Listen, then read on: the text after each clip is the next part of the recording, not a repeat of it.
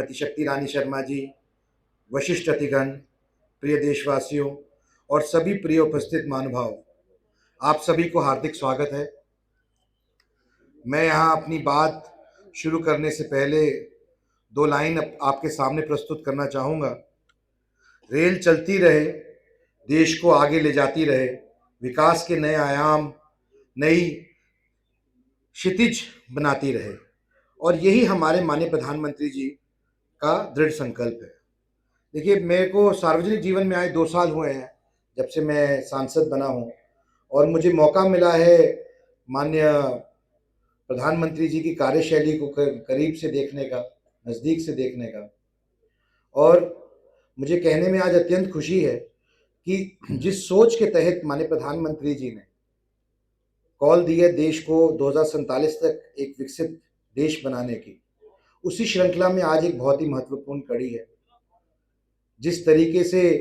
हम रोज देख रहे हैं कि कोई ना कोई ऐसी परियोजना, कोई ना कोई ऐसी योजना, जिसका कल्याणकारी योजना, जिसका लोगों को सीधे तौर पे फायदा मिलता है, ऐसी अनेकों परियोजनाएं शुरू की जा रही हैं, ऐसे अनेकों प्रोजेक्ट शुरू किए गए हैं। कल ही हमारे को द्वारका एक्सप्रेसवे का उद्घाटन देखने को मिला, जो सौगात सिर्फ दिल्ली वासियों के लिए नहीं, पर हरियाणा वासियों के लिए, गुड़गांव वासियों के लिए, एनसीआर वासियों के लिए बहुत ही अच्छी सौगात है, जिसका फ़ायदा पूरे क्षेत्र को मिलेगा, टूरिज़्म को मिलेगा, आसपास के इलाके को मिलेगा और नेशनल कैपिटल रीजन को मिलेगा। और हमारा सौभाग्य है कि अगले ही दिन, आज के दिन, तकरीबन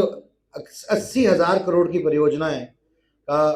आज शुरुआत की जा रही है माननीय प्रधानमंत्री जी द्वारा, जिसमें 20 से अधिक जन औषधि केंद्र हैं, 50 redevelopment of goods and sheds हैं, 30 Gatishakti multi model cargo terminals हैं, 5 वर्कशॉप्स हैं, sheds, depots, 20 rail coach restaurants हैं, 200 one station one product concept है, जो कि लोकल प्रोत्साहन देने के लिए शुरू किया गया है। हमारे लोकल जो भी हस्तकला वाले या जो भी हमारी लोकल ट्रेडिशनल चीज़ें हैं, उनको प्रोत्साहन देने के लिए 21 सोलर पावर्ड स्टेशंस हैं। Doubling of XXX rails line section है, जो लगभग 700 किलोमीटर की है, डबलिंग की जा रही है। ऑटोमेटिक सिग्नलिंग 200 किलोमीटर में पूरी की गई है। इसके अतिरिक्त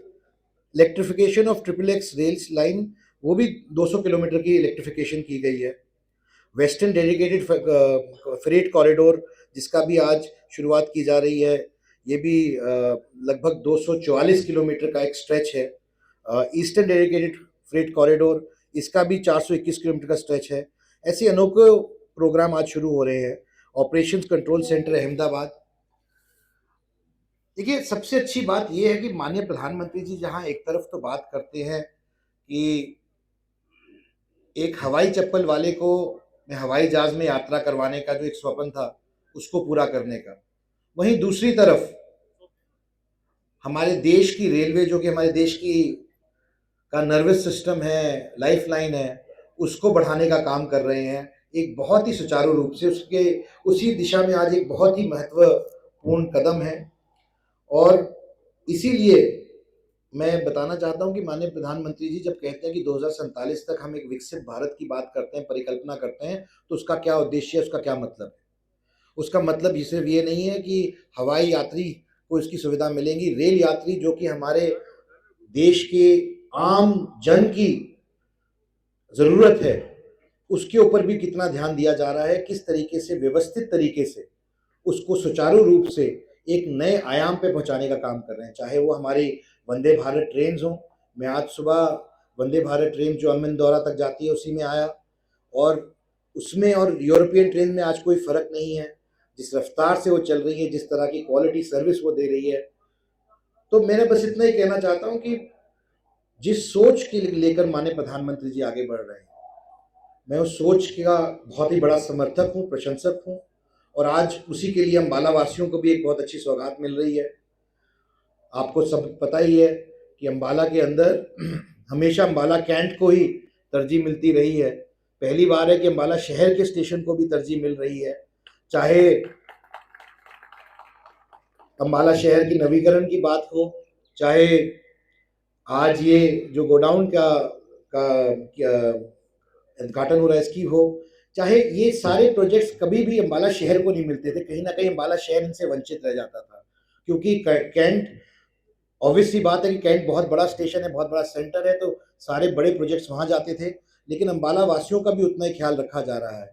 तो मैं इसका पुनः माननीय मुख्यमंत्री जी को धन्यवाद देना चाहता हूँ, माननीय रेल मंत्री जी को, अश्विनी वैष्णव जी को धन्यवाद देना चाहता हूँ, माननीय प्रधानमंत्री जी को धन्यवाद देना चाहता हूँ कि ये सब उन्हीं के प्रयासों को की वजह से हो पाया है। अम्बाला को भी अपना हक मिल रहा है और अम्बाला वासियों को भी इसका फ़ायदा मिलेगा, अम्बाला के लोगों को, अम्बाला की इकोनॉमी को इसका फ़ायदा मिलेगा, जैसे पूरे देश को इसका फ़ायदा मिल रहा है। तो मैं बहुत ज़्यादा समय ना लेते हुए अपनी बात संक्षिप्त में कहते हुए, मुझे पता है समय का अभाव है और माननीय मुख्यमंत्री जी भी जल्द, माननीय प्रधानमंत्री जी भी जल्द अपना कार्यक्रम शुरू करेंगे, लेकिन मैं कुछ बातें और आपके सामने इंगित करना चाहता हूँ। देखिए, पिछले 10 वर्षों में लगभग 30,000 किलोमीटर से अधिक नई रेल लाइन का निर्माण किया गया है, चाहे वो गेज परिवर्तन की बात हो, या फिर विद्युतीकरण की बात हो, या फिर दोहरीकरण की जो ट्रैक्स की है उसका काम हो। हर तरह से, हर तरीके से यहाँ पर भारत के अंदर, हरियाणा के अंदर, हमारे अम्बाला के अंदर प्रगति हुई है, रेल नेटवर्क में सुधार आया है, रेल सेवाओं में सुधार आया है, बहुत सुचारू रूप से इसको बढ़ाने का काम किया गया है। इतना ही नहीं, जब भी मैंने कोई बात रखी है हमारे रेल मंत्री जी के आगे, तो केंद्र सरकार ने बहुत ही संवेदनशील तरीके से उसको सुनने का काम किया है और अम्बाला के लिए भी हमेशा ही अग्रसर होकर उन्होंने जो भी काम हो सकते हैं या जो भी काम उनके समक्ष रखे जाते हैं उनको करने का काम किया है। मैं आज इस माध्यम से उनका भी धन्यवाद करना चाहता हूँ, चाहे वो फ्लाईओवर ब्रिजेस हों, चाहे वो स्टेशन का नवीकरण हो। रेलवे का संचालन सिर्फ यहाँ तक सीमित नहीं है, रेलवे एक बहुत बड़ी संस्था है, उससे लाखों लोगों को रोजगार मिलता है और करोड़ों लोग इसका फ़ायदा उठाते हैं पैसेंजर्स के तौर पर। तो एक इस इतनी बड़ी व्यवस्था को इस तरीके से बढ़ाते हुए, सुचारू रूप से चलाते हुए अगले पड़ाव तक ले जाने का काम जो किया है माननीय प्रधानमंत्री जी, उसके लिए बधाई के पात्र हैं। बहुत ही जल्द हमारी बुलेट ट्रेन शुरू होने वाली है, वो भी एक अलग ही आयाम होगा हमारे देश के लिए और हमारे रेलवे सर्विसेज के लिए। तो जब हम बात करते हैं विकसित भारत की, तो हमें इतना ज़रूर समझना चाहिए कि हम विकसित भारत की परिभाषा क्या है, हम क्या कहना चाहते हैं और क्या बता रहे हैं प्रधानमंत्री जी देश को कि विकसित भारत की परिभाषा का मतलब है कि एक ऐसा देश जिसके अंदर हम सब समर्थ तरीके से, व्यवस्थित तरीके से आने वाले 25 साल में उस जगह तक पहुंच जाएं जहां पर दुनिया के कुछ चुनिंदा देश पहुंचे हैं। यानी कि हमारा quality of standard of living से लेकर वो हर चीज़, वो हर सुविधा, वो हर इंफ्रास्ट्रक्चर प्रोजेक्ट, चाहे सड़क की बात हो, चाहे नेशनल हाईवेज की बात हो, चाहे रेल की बात हो, चाहे फ्रेट कॉरिडोर की बात हो, चाहे पोर्ट्स की बात हो, चाहे एयरपोर्ट्स की बात हो, किसी भी तरीके से हमारा देश कम ना रहे, पीछे ना रहे और पूरी दुनिया में हम अपने जो नए आयाम बना रहे हैं, स्थापित कर रहे हैं अपने लिए, उनको हम इस्टेब्लिश कर सकें, उन तक पहुंच सकें। जो ये एक बहुत ही अच्छी और बढ़िया स्कीम शुरू हो रही है। मैं, क्योंकि समय का अभाव है, तो इसलिए मैं अब अपना ज़्यादा समय इसमें ना लगाते हुए दोबारा माननीय प्रधानमंत्री जी, माननीय मुख्यमंत्री जी और रेल मंत्री जी का धन्यवाद करता हूँ और आप सब जो यहाँ पे अपना समय कीमती निकाल के आए हैं, आपका भी धन्यवाद करता हूँ। जय हरियाणा, जय हिंद।